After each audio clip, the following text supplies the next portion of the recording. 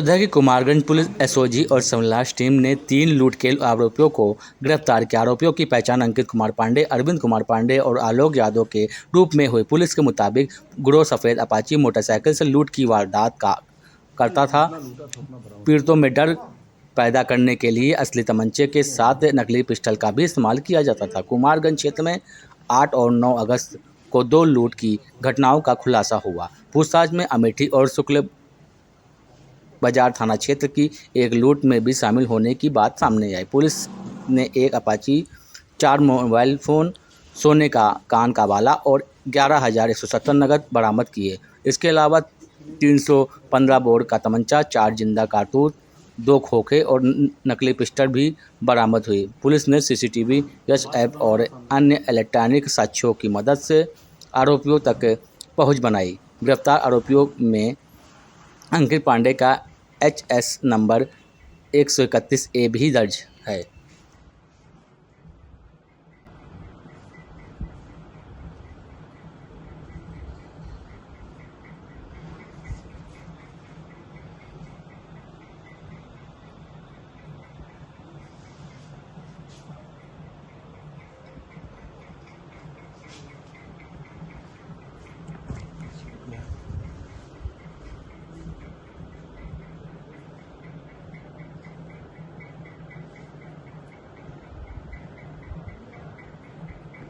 थाना कुमारगंज की टीम और जनपद अयोध्या की एसओजी टीम द्वारा एक अंतर जनपदीय लूट करने वाले गिरोह के 3 सदस्यों को पकड़ने में सफलता प्राप्त की गई है। इनके द्वारा थाना कुमारगंज में 2 घटनाएं तथा अमेठी में एक घटना कारित की गई थी, जो कि दिनांक 8 तारीख और 9 तारीख को कारित की गई थी। इसमें हमारी टीम ने ऑपरेशन त्रिनेत्र के तहत लगवाए गए कैमरों और सर्विलांस के माध्यम से इस गिरोह के 3 सदस्यों को पकड़ने में सफलता प्राप्त की तथा इनके पास से इन तीनों घटनाओं में जो भी लूटा हुआ सामान था पूरा 100% बरामदगी की है। इन तीनों के नाम अंकित कुमार पांडे पुत्र स्वर्गीय प्रेम प्रकाश पांडे निवासी बचौ दुबेपुरवा तथा दूसरा अरविंद कुमार पांडे पुत्र शोभनाथ पांडे निवासी सिरसिड़ थाना खंडासा तथा तीसरा आलोक यादव पुत्र राघवेंद्र यादव निवासी पकड़िया, ये भी थाना खंडासा का। इस तरह तीनों खंडासा थाना के रहने वाले हैं। इनका जो अपराध करने का तरीका था कि ये अपनी मोटरसाइकिल से किसी भी अकेले जा रहे व्यक्ति के सामने मोटरसाइकिल लगा देते थे तथा उसके पास जो भी मोबाइल या उसके पास पैसे होते थे वो चीज़ें ये छीन करके चले जाया करते थे। ये जाते समय इनके पास असली एक जो तमंचा था उसके साथ साथ इन्होंने एक नकली बंदूक भी पटाखे वाली रख रखी थी, जिसको जाते समय जब भागते समय पीछे से वो फायर किया करते थे। इनका कहना है कि फायर इसलिए किया करते थे जिससे इनका कोई पीछा न कर सके।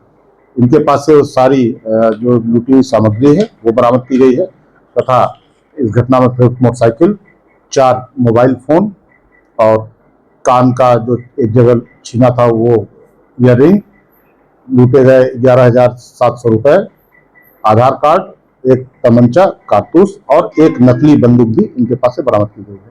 जो अंकित कुमार पांडे, इसका पूर्व से आपराधिक इतिहास रहा है, इसमें आगे और वैधानिक कार्रवाई की जाएगी। इनको गिरफ्तार करके नियमानुसार जेल भेजा जा रहा है। अंकित पांडे का आपराधिक इतिहास रहा है पुलिस से। अयोध्या में राम मंदिर की पूजा व्यवस्था में बड़ा बदलाव किया गया है। अब श्री राम लला के सभी आयोजक एक समान ड्रेस में नजर आएंगे। 15 अगस्त से नया ड्रेस लागू किया जाएगा। सभी आयोजक पितृ वस्त्र धारण करेंगे। गर्मी के नीचे धोती और ऊपर उत्तरीय वस्त्र होगा। ड्रेस सिला हुआ नहीं बल्कि बिना सिला हुआ रेशमी वस्त्र होगा। शरद ऋतु में मौसम के अनुसार ऊनी वस्त्र उपलब्ध कराया जाएगा। मौसम बदलने के बावजूद वस्त्र का रंग पितृ ही रहेगा। धार्मिक समिति के अनुसार रेशमी और ऊनी वस्त्र शुचिता की दृष्टि से उपयुक्त माने गए हैं। धार्मिक समिति के सदस्य राजकुमार दास ने ड्रेस कोड लागू होने की जानकारी दी।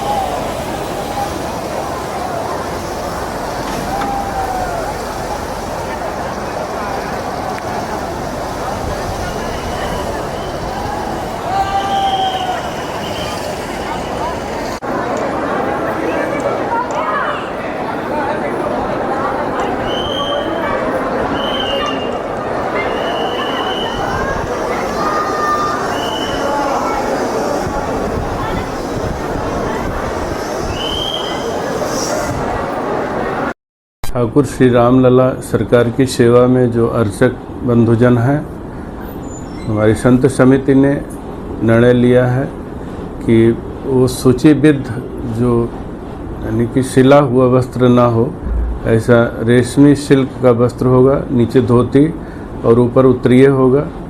शरदकालीन ऋतु में ऋतु के अनुसार होगा वस्त्र, लेकिन कलर वही रहेगा, पीत वस्त्र में रहेंगे सभी लोग। ये तय किया गया है, जो कि शुद्ध माना जाता है। कहीं न कहीं स्पर्श से भी वो वस्त्र अशुद्ध नहीं होते हैं। रेशमी सिल्क का जो वस्त्र होगा या ऊनी वस्त्र होगा शरदकालीन ऋतु में, तो वो अशुद्ध नहीं होगा। इसलिए समिति ने निर्णय लिया है कि अर्चक बंधु जितने भी हैं वो सभी लोग एक ड्रेस में रहेंगे। किस प्रकार का ड्रेस होगा, पहनावे का रूपरेखा कैसी? नीचे धोती होगी और ऊपर ओढ़ने का होगा, जिसको उत्तरीय वस्त्र कहते हैं गर्मी के ऋतु में, और शरद ऋतु में वही गर्म कपड़े हो जाएंगे, वो ऊनी होंगे। क्या वो सिला हुआ नहीं होगा, वो ठंडी गर्मी में दोनों जो ऋतुएं हैं वो सूचीबद्ध नहीं होगा, सिला हुआ नहीं होगा, बगैर सिला हुआ वस्त्र पहनेंगे। ये कब से लागू किया जा रहा है? 15 तारीख से सभी लोग ड्रेस में आ जाएंगे। हमारे आचार्य बंधु जो भी हैं अर्चकगण, वो सभी लोग 15 तारीख से ड्रेस में ही रहेंगे, पीत वस्त्र में।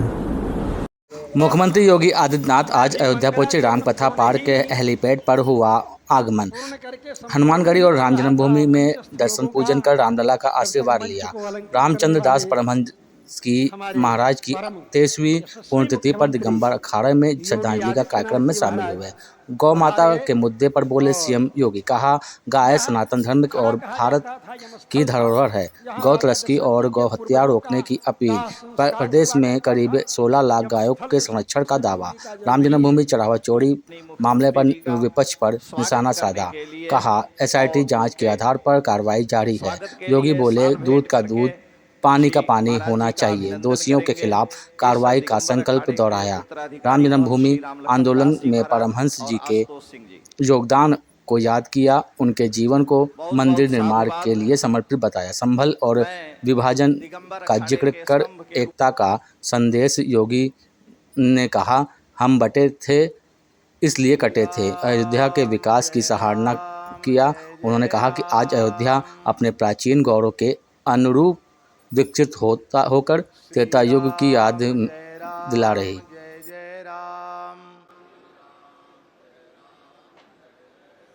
श्री राम जय। श्री सीताराम जी के चरण कमलों में विराजमान जिस अयोध्या में चढ़ावे की चर्चा वे करते हैं, मुद्दा क्या था? श्री राम जन्मभूमि में चढ़ावा चोरी से संबंधित एक प्रकरण सामने आया। श्री राम जन्मभूमि तीर्थ क्षेत्र न्यास ने इसके लिए सिफारिश की, एसआईटी बनी, एसआईटी के अनुसार कार्रवाई हुई, कार्रवाई चल भी रही है। उसका नाम चंदा चोरी के साथ जोड़ा गया है। देखो मामला कहां से कहां पहुंच रहा है और फिर कैसे लोग कर रहे हैं।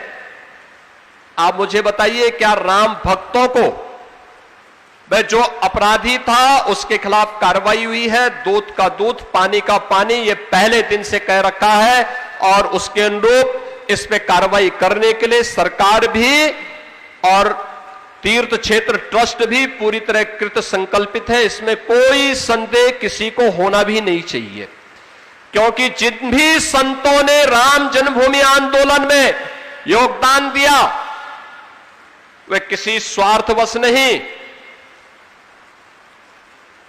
उनका योगदान उस पूरे अभियान में केवल एक लक्ष्य को लेकर के कि चाहे जो भी हो, प्रभु श्री राम लला का भव्य मंदिर का निर्माण हो, गुलामी का ढांचा हटे, राम मंदिर के निर्माण का मार्ग प्रशस्त हो। और आज जब वो कार्य संपन्न हो गया, जो लोग अयोध्या में रामलला की प्राण प्रतिष्ठा कार्यक्रम में आने का विरोध किए हो, जिन लोगों ने श्री राम जन्मभूमि से जुड़े हुए पूरे आंदोलन का विरोध किया हो, जो लोग राम भक्तों पर गोलियां चलाए हो, जिन लोगों ने राम जन्मभूमि के खिलाफ लड़े जाने वाले मुकदमे में लंबी चौड़ी पैरवी की हो, वे आज अपने आप को राम भक्त घोषित करके लोगों के चेहरों पर, राम भक्तों के चेहरे पर धूल झोंकने का कुत्सित प्रयास भी कर रहे हैं।